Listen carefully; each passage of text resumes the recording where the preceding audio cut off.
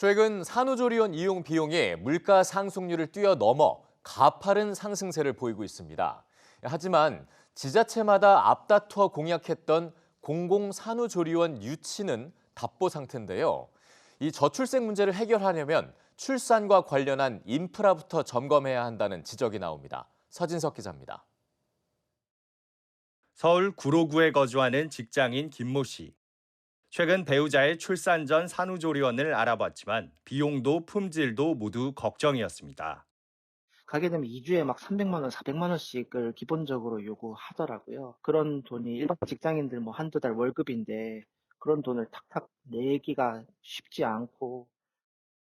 보건복지부 조사 결과 지난해 아이를 출산한 산모가 산후조리원을 이용하는 데 쓴 돈은 평균 286만 원으로 나타났습니다. 지난 2021년 조사보다 43만 4천 원이 늘었습니다. 3년 새 18% 넘게 상승해 물가 상승률을 훌쩍 뛰어넘은 건데 실제 부담해야 하는 추가 요금을 고려하면 비용은 이보다 오르는 경우가 많습니다. 인건비와 재료비 인상 외에도 출산 관련 정부 지원이 늘면서 업체들이 덩달아 가격을 올렸다는 지적도 나옵니다. 하지만 비용 부담이 민간 산후조리원의 평균 절반 수준인 공공산후조리원은 전국을 따져봐도 21곳에 불과합니다. 경쟁률은 저희가 2월 같은 경우는 7대 1이었고요. 지금 4월 달에 5.2대 1 뭐 이 정도 됐습니다. 지자체들이 운영을 감당하기에는 운영 비용이나 초기 비용들이 많이 들기 때문에 국가적인 지원이 좀 필요하지 않을까 싶습니다. 한편 배우자의 육아휴직 이용률은 대폭 증가했습니다. 지난 2021년 조사 당시 육아휴직을 사용한 배우자의 비율은 9%에 불과했지만 지난해 조사에선 17.4%로 2배 가까이로 늘었습니다.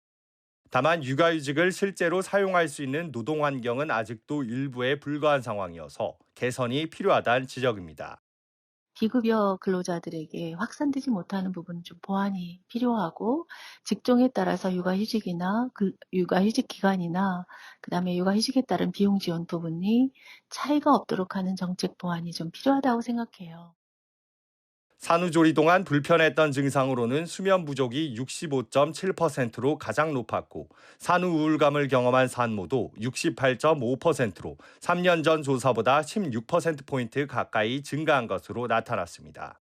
EBS 뉴스 서진석입니다.